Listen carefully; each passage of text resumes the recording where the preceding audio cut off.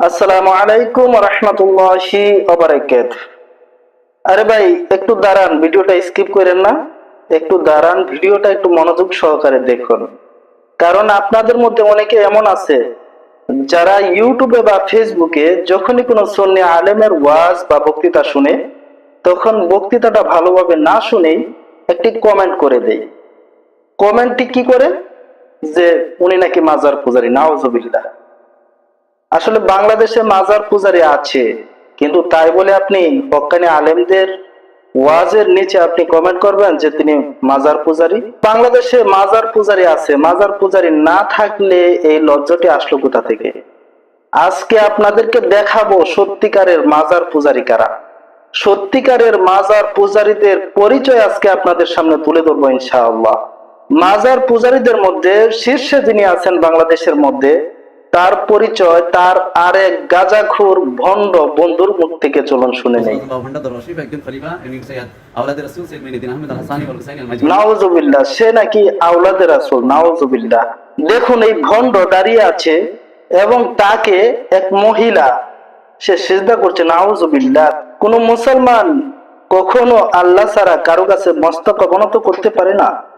এই মাথাটা অনেক দামি। আল্লাহ ছাড়া কারো কাছে এটা অবনত করা যাবে না। আল্লাহ ছাড়া যদি কারো কাছে কেউ মাথা অবনত করে, সে মুশরিক হয়ে যাবে। তার আমল সব বরবাদ, সে আর মুসলমান থাকে না, সে মুশরিক হয়ে যায়। চলুন দেখি এই মাজার পূজারী ভণ্ড কি বলে। দুই হাত তুলে চাও কার কাছে? না, আল্লাহর কাছে। কি লেগা? মাইজ ভান্ডারির কাছে চাইতো কইছে আল্লাহ। আস্তাগফিরুল্লাহ, আস্তাগফিরুল্লাহ। আমরা যখন কোনো বিপদে পড়ি আমরা আল্লাহর কাছে চাই, বালা মুসিবতে পড়লে আল্লাহর কাছে চাই। আমরা যদি অসুস্থ হয়ে যাই তখন শেফার জন্য আল্লাহর কাছে দোয়া করি।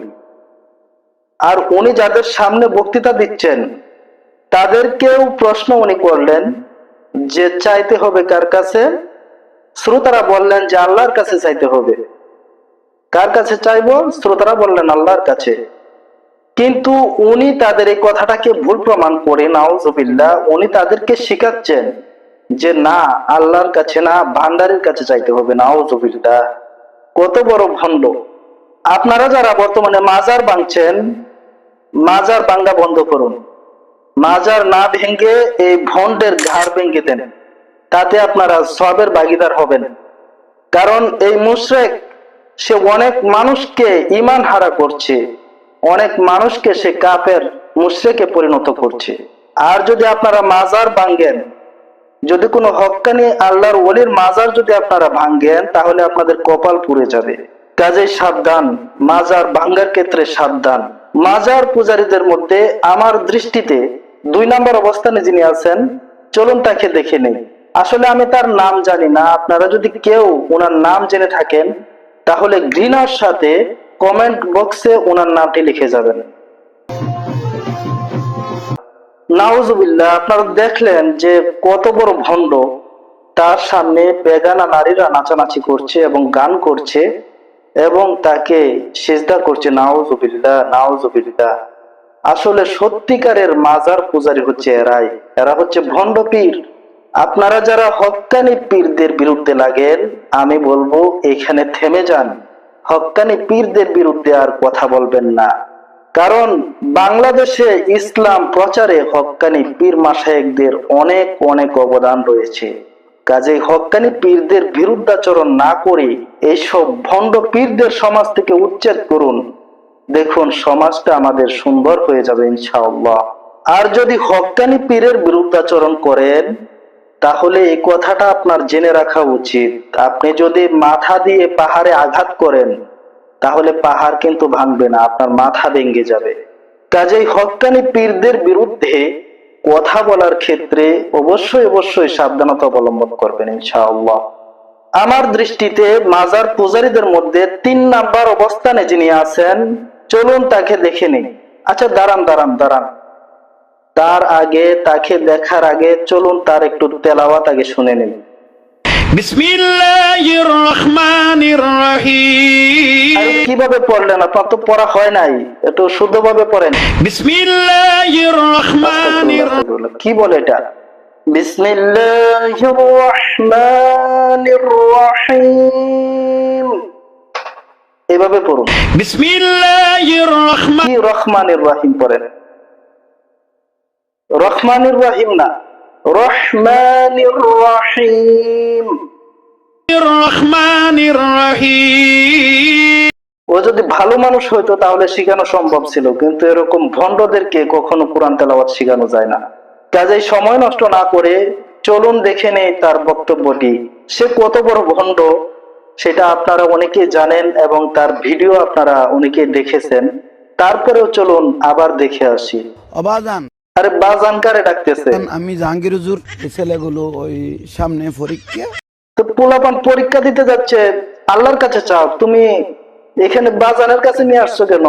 উনি তো কবরের মধ্যে আছে, ওনার কাছে তো চাওয়া যাবে না, চাইতে হবে আল্লাহর কাছে। আল্লাহর কাছে চাও, ওদেরকে শিখাও আল্লাহর কাছে চাইতে। তুমি কি বাজান বাজান বলতেছো এখানে? ভুল ত্রুটি মার্জনা করে। আরে ভুল ত্রুটি মাফ করার মালিক তো আল্লাহ, তুমি আল্লাহর কাছে বলো। তুমি ভুল ভাল শিক্ষা দিচ্ছ কেন মানুষদেরকে? তোমার এই ভণ্ডামির কারণে হক্কানি ওলামায়ে কেরাম আজকে মাজার পূজারি গালি শুনে, নাউজুবিল্লাহ। কাজেই ভালো হয়ে যাও।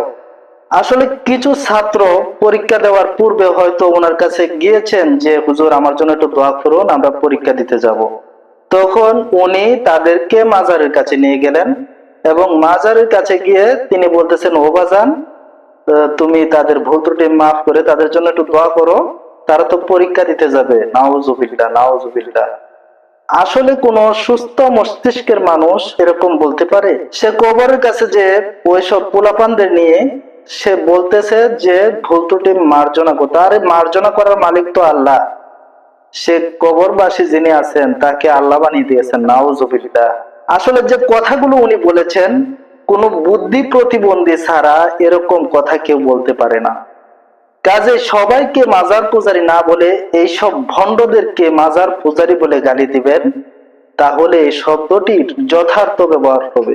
তারপরের অবস্থানে যে মাজার পূজারি রয়েছে, চলুন তাকে আমরা দেখে নিই। আল্লাহর জালালিয়াতের কসম করে বলছি, আমার সামনে আমার আজরাইল আসবে না, আমার জান আমার গাউসে বাগদাদ কবুল করবে। নাউজুবিল্লাহ। নিজে পড়ি, আমার নিজের কবর অর্থাৎ আমার নিজের মাজার আমি নিজে করি, আমি শয়ন করব। সে বলতেছে তার মরার পূর্বে নাকি সে তার মাজার বানিয়ে যাবে। নাউজুবিল্লাহ। আসলে ইসলামী শরীয়তে মৃত্যুর পূর্বে নিজের কবর নির্ধারণ করে সেখানে মাজার বানিয়ে তার পূজা করা বা সেই মাজারের দেখাশোনা করা বা সেখানে নামাজ পড়া, জিকির আজকার করা, এগুলো হচ্ছে ভণ্ডামি এবং এর সাথে ইসলামী শরীয়তের কোনো সম্পর্ক নাই। কাজে এই ভণ্ডদেরকে আমাদের সমাজ থেকে উচ্ছেদ করা উচিত। হক্কানি ওলামায়ে কেরামের বিরুদ্ধাচরণ করবেন না। ফেসবুকে বা ইউটিউবে যখন আপনারা সুন্নিয়তের কোনো আলেমের বক্তৃতা শুনেন, আপনাদের মধ্যে অনেকেই এমন আছেন যারা তাদের বক্তৃতা ভালোভাবে না শুনেই মাজার পূজারি লফজটি ব্যবহার করেন। আসলে তারা কি মাজার পূজারি? কবর জিয়ারত করা, মাজার জিয়ারত করা, এটা কি পূজা? নাউজুবিল্লাহ। সুনানে ইবনে মাজাতে রয়েছে, নবী করিম সাল্লাল্লাহু আলাইহি ওয়াসাল্লাম ইরশাদ করেন, নাহাইতুকুম আন জিয়ারাতিল কুবুরি আলা ফাজুরুহা ফাইন্নাহা তুযাক্কিরুল আখিরা। নবী করিম সাল্লাল্লাহু আলাইহি ওয়াসাল্লাম ইরশাদ করেন, আমি শুরুতে তোমাদেরকে কবর জিয়ারত করতে নিষেধ করতাম, কিন্তু এখন আমি তোমাদেরকে কবর জিয়ারত করার আদেশ করছি, কারণ কবর জিয়ারত তোমাদের আখিরাত তথা মৃত্যুর কথা স্মরণ করিয়ে দেয়। সুবহানাল্লাহ। আমরা জানি বাংলাদেশে আহলুস সুন্নাহ ওয়াল জামাতের অনুসারী যারা আছে এবং দেওবন্দি উলামায়ে কেরাম যারা আছে, তারাও কবর জিয়ারতকে সুন্নত এটা স্বীকার করেন। তাহলে সুন্নি এবং কওমি বাদ দিলে আর বাংলাদেশে ইসলাম, সঠিক ইসলামের উপর আর কারা আছেন? তাহলে কবর জিয়ারত করলে কি এটা শিরক হয়ে যায়? কবর জিয়ারত করলে কি কবর পূজা হয়ে যায়?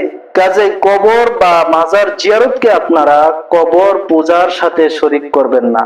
এটা বড় ধরনের একটা অপবাদ। আমরা জানি মিথ্যা বলা মহাপাপ, আর মিথ্যার মধ্যে সব থেকে বড় মিথ্যা হলো কারো উপর অপবাদ দেওয়া। কেউ একটি দোষ করে নাই, আপনি তাকে সেই দোষে দোষী করলেন, এটা তার উপর বড় ধরনের একটা অপবাদ।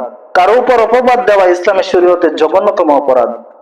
মহান রাব্বুল আলামিন সূরা হুজরাতের 12 নম্বর আয়াতে ইরশাদ করেন, ইয়া আইয়ুহাল্লাযীনা আমানু জতানিবু কাসীরাম মিনাজ-যন্নি ইন্না বা'দাজ-যন্নি ইসমুন। অর্থাৎ আল্লাহ রাব্বুল আলামিন ইরশাদ করেন, হে ঈমানদারগণ, তোমরা অধিক ধারণা করা থেকে বিরত থাকো, কারণ কোন কোন ধারণা গুনাহের কাজ।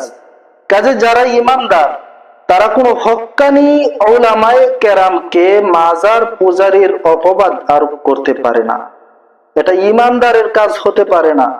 আর হাদিস শরীফে নবী করিম সাল্লাল্লাহু আলাইহি ওয়াসাল্লাম ইরশাদ করেন, আল মুসলিমু আখুল মুসলিম, এক মুসলমান আরেক মুসলমানের ভাই, লা ইয়াজলিমুহু, কাজেই এক ভাই আরেক ভাইয়ের প্রতি জুলুম করতে পারে না, ওয়ালা ইয়াখযুলুহু, এক ভাই আরেক ভাইকে অপদস্থ করতে পারে না, ওয়ালা ইয়াহকিরুহু, এক ভাই আরেক ভাইকে হেয় প্রতিপন্ন করতে পারে না বা অবজ্ঞা করতে পারে না।